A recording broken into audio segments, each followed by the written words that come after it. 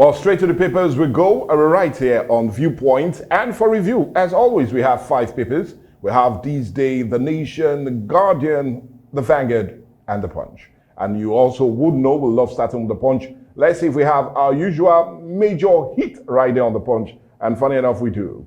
On The Punch this morning, the leading story reads, Wike camp demands, Wike camp demands ignite fresh PDP feud. And we're talking about the forthcoming convention that is slated for November 15th and 16th of this year. Well, right after that says Makinde camp and party governors, BOT, reject FCT ministers' convention conditions, Damagon removal and others. And well, I'll just tell you to get more of that fireworks on page 2 of the Punch newspaper.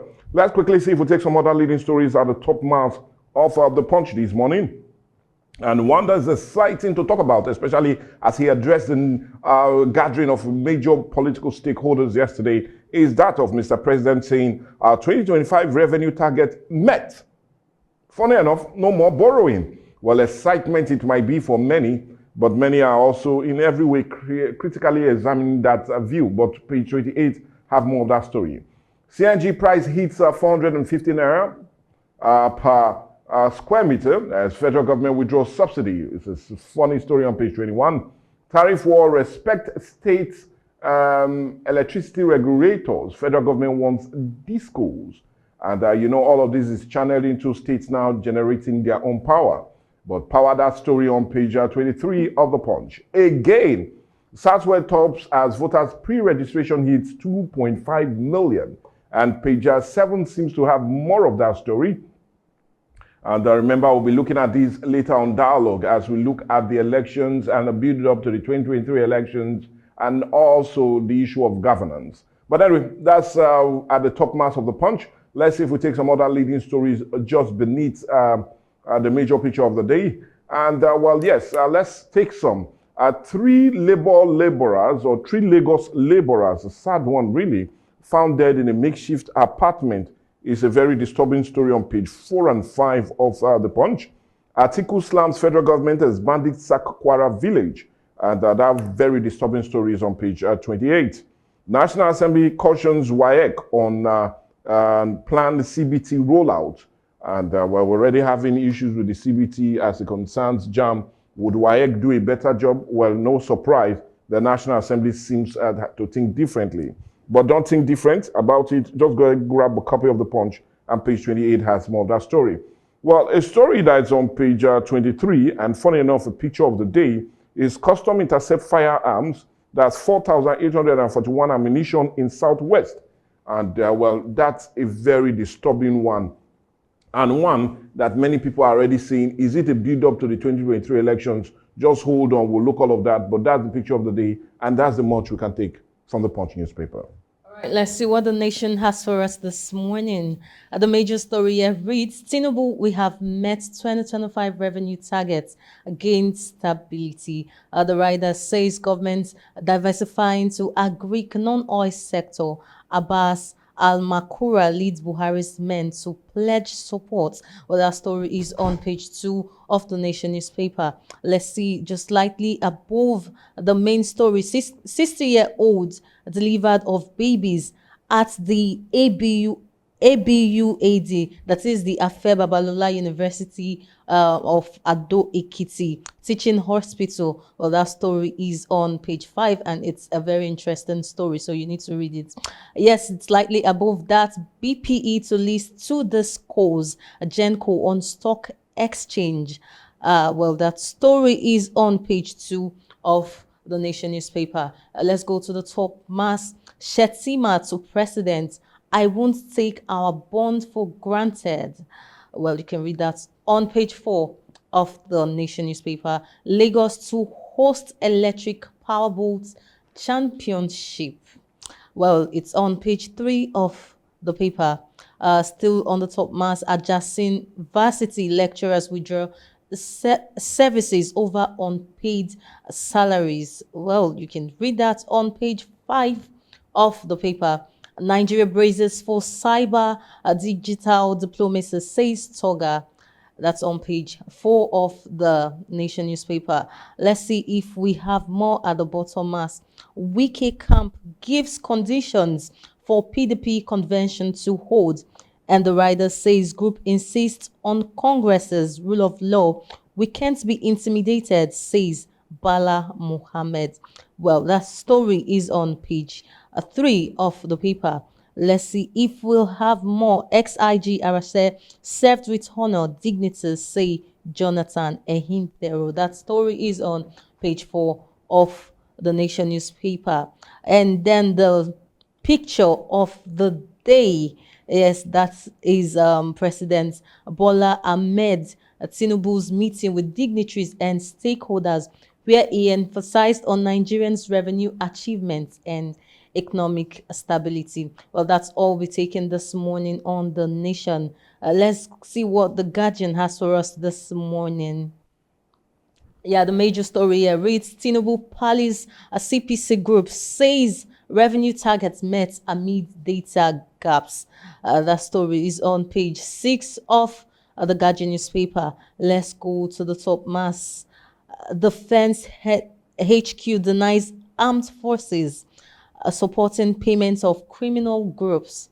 You can read that on page 3 of the Guardian newspaper. Federal government lists 91 public firms for privatization. That is on page 3 of the Guardian newspaper. Dangote refinery exports a first gasoline cargo to US. That is on page 3 of the Guardian newspaper. Let's see if we have more at the bottom. Mass Enough is enough. PDP governors tell Wiki dismissed to threats to abort convention. Well, that story is on page 6 of the Guardian newspaper. ADC accuses Tinubu of nepotism as Atiku decries rising insecurity. That is on page 29 of the Guardian newspaper. Opposition seeks legal redress for Rivers local government poll and irregularities. Well, that is on page 28 of the Guardian newspaper. A continuous voters registration. Oshun maintains lead with a 74,372 as INEC registers a 2.5 million in 2 weeks. Well, you can read that on page 7 of the Guardian newspaper. A court voids mandatory 15-year service requirements for soldiers. That is on page 5 of the Guardian newspaper. Let's see the picture of the day. That's President Bola Ahmed Tinubu. So it's more or less emphasizing the main headline here. That is President Bola Ahmed Tinubu meeting with the CPC, that is the Congress for Progressive Change Group, yesterday. Well, that's all we're taking this morning on The Guardian. Let's see what this day has for us this morning. The major story here reads 2027, the Buhari organization backs Tinubu, declares loyalty. And the writer says Tinubu says Nigeria has met revenue targets for 2025. No more borrowing. What this means for the Nigeria, President dismisses pressure from Trump's tariffs, stresses commitment to economic stability, food security, and justice. You can read that on page 9 of this day newspaper. Let's see if we have more. Yes, just slightly above the major headline. Wike's team moves to wreck PDP convention, list conditions, governors threaten showdown. The writer says Zamagon National Convention, sacrosanct, silence, not act of cowardice. Bala Ahmed, if anyone wants to join a faction of fools, we will allow him. Well, that story is on page 9 of this day newspaper. Let's see if we have more. BPE to list Genco to the schools on stock market through IPO, keeps identity of companies involved confidential. Well, that's the writer to the story. And that is on page 9 of this day newspaper. Okay, let's see the picture of the day. And yes, the picture of the day that shows the military parade that was held to mark the 80th anniversary of victory in Chinese People's War of resistance against Japanese aggression and world anti-fascist war. Well, that's all we have this morning on this day.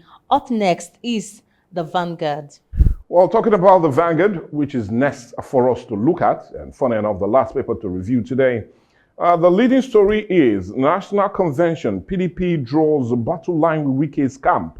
And well, anyways, a lot of riders to that. Wike camp cites court orders, demand fresh congresses in Anambra, Ebonyi, and the Southeast. Once against micro-zoning of presidential ticket and others, and you can't hold party to ransom, PDP fires back. And Diaz Wike, Autumn Fayoshi, Piazu, and Gwai, others to form location or faction. And Mohammed Fintri, Wabara, Damagom talk tough. But anyway, more of that tough gist on our page 5 of the Vanguard newspaper. Let's quickly see if we take some other leading stories at the top mass of it. And we have met our revenue. We have met our revenue target. No more borrowing from domestic banks. And a cheering one from President Bola Ahmed Tinubu on page 26. Debt Management Office tells states to prioritize PPP. Now we're talking about private partnership and not borrowing. And don't borrow that story, but read it up on page 20. World redelineation. INEC under fire, says Ishekiri Nation calls for probe. And you know that has been ongoing for a while, and page 12 seems to have more of that story. Made in Nigerian footwear can be best in the world. As MC Mona Martin's Matthew's shoes. Well, anyway, I'll just tell you, I do believe her, and well, Nigerian footwears are indeed looking really incredibly great. And anyway, just get more of that story on page 21. Let's see if we take some other leading stories just at the side mass of the Vanguard this morning, if we have any. Or we'll just go quickly to the bottom side. Yeah, state has no excuse not to pay beyond 70,000 naira minimum wage. And this is according to NECA. But I'll tell you to see more of that story on page 9 of the Vanguard newspaper. Visa overstay. US, UK ramp up warnings may bar violators. And please read that story if you do not want to fall victim to that on page 8. Ghana president fires a chief justice over abuse of office. And page 7 has that story. But what is cheering to a whole lot of sporting fans is Eagles camp comes alive as training begins in Uyo. And you can get that on the sporting part of the Vanguard, and that's page 32. But the picture of the day is more of that very meeting that was held yesterday in preparation to the inauguration convention planning committee of the People's Democratic Party that is scheduled to hold on November the 15th and 16th of this year, as they try to see if they put their house in order to be more of a viable opposition to the ruling All Progressive Congress. Well, that's the picture of the day, and you can see dignitaries right there. Well, you can see that of the Oyo State Governor and a whole lot of other governors like Bala Mohammed and the rest, and all just getting forward towards that convention. Well, anyway, that's the much you can take from that very paper and that paper itself. But you do know well, there's a whole lot of talking points, and one that I'm truly interested for us to look at, Messi, is the issue of Mr. President coming out to say, well, yes, we meet our revenue target for the year, so domestic borrowing from our banks will be no more. And indeed, more of a cheering news for Nigerians, knowing that we're up to close to almost 50 trillion in debt as it concerns borrowing, not just domestically, but also internationally. And many people are saying, well, if that is the real truth, then we seem to have been having an economic revival and reform seems to be working. How much of a cheering news do you feel that is, that will not be borrowing? Yes, it is a cheering news, but the truth is, are we Nigerians already feeling the impact? Oh, that's a big question. So that's the question. It's when we start feeling the impact, that's when we have to believe the fact that we have met our revenue targets for the year 2025. So that's what I feel. If we've not met it, if we are not feeling it, then I don't see any reason why you should make that announcement. Well, anyway, that's what you feel. But anyway, another major talking point, especially as it concerns the dailies this morning, is the issue of politics. And we do know we'll be having a critical look later on dialogue as it concerns that. And we're talking about the People's Democratic Party, the Wike camp, and that of Makinde, as many will put it, especially with the exit of Atiku Abubakar from the PDP. It's look as if the battle line has already been drawn. But like I will also say, just stick around, wait for dialogue. We'll be talking about that as it concerns governance. But let me come back to you now, Messi. I know a whole lot of talking points seems to be there with people saying, is Wike really a member of the PDP or the APC? Because in Rivers State, if you still remember, during the weekend, the APC took major gains, 20 of the 23 local governments in that very state, and most of the persons that were victorious were all from the Wike camp.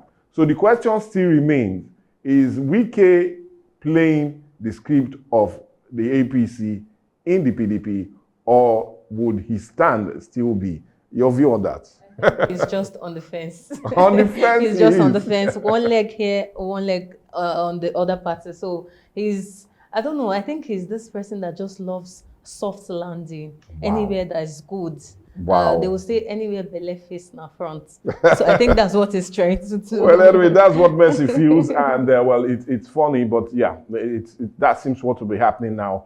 And well, we're looking forward to that very conversion, because many Nigerians are really of the opinion that yes, a viable opposition, it's good for democracy and it will be good for the country, especially as it concerns some of the policies in action and action of the ruling All Progressive Congress.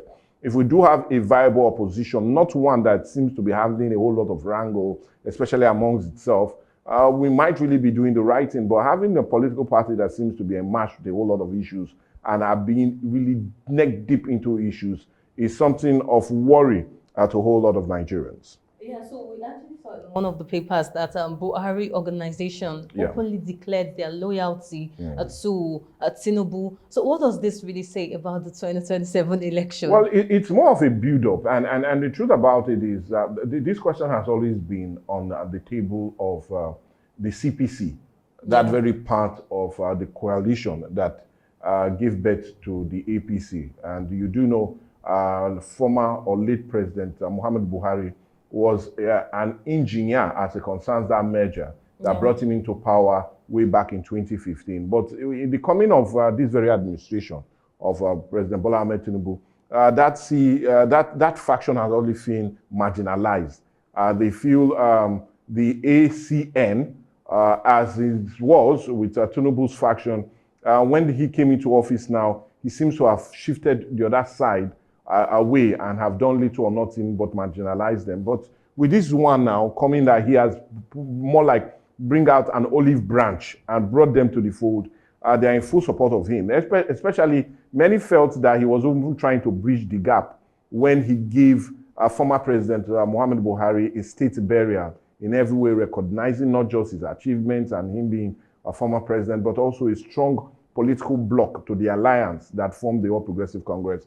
And I feel reaching out to them now is more, like you said, a build up to 2027. They are trying to see how we can get that power bloc, power force that had been in existence, and then clinching power in 2015 and also returning in 2023, and how we can really mend fences before the ADC or the PDP seem to run after that bloc and indeed take the rug off the feet of the APC. I feel it's the right direction. So talking about this continuous voters registration, I know you did that some time ago on Dialogue. So I feel this year it started, or this election, it's starting a bit early. So do you think this will also not influence younger people who've had cases of younger underaged coming out to vote and having voters card? So do you think this time around such things will not happen? The fact that they start early and they won't say it's because of pressure, so they were just registering people and all of that. So do you think we'll not have cases like that this time around? That's something that's in the mind of a whole lot of Nigerians, and especially a reason for concern,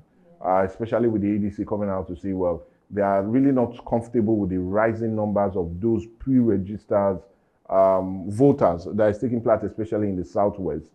They feel some shady deals might have been going on. That's why we're having high rate of persons from the Southwest having that edge over the other part of the country as it concerns this recent pre-registration exercise. Yes, when it comes to underage, I feel a whole lot of things really needs to be done. But starting a bit early could also be more of a blessing, because in case when you see issues like this, it is quickly being brought to the table and being addressed. But I feel INEC still also needs to sit up, do a whole lot, especially as it's not just the pre-registration exercise itself, but also more importantly, the conduct of elections. You could still remember in the last by-elections, a whole lot of issues arose on account of INEC's performance, and many Nigerians are still not comfortable with it. But I'll just employ the Independent National Electoral Commission to do more, especially as it concerns not just the pre-registration, but also when it comes to our elections as a whole. That's my view on that. Yeah, that's it. But talking about the South or Southwest having more voters and people are coming, but the truth is we've not really had issues with a Southwest. This underage voting, bringing of people that foreigners to vote and all of that. I think those issues are always in the north, not even the Southwest. So I don't think the Southwest having, I feel maybe they just feel this time around we need to go and vote. We don't want to have all of this happening, so we need to speak up with our voters card. And I feel that's why they're registering. I don't see any fishy thing happening in the Southwest though. Well, anyway, talking about happening, I feel that's the much that can really happen on the dailies this morning on Atlantic TV.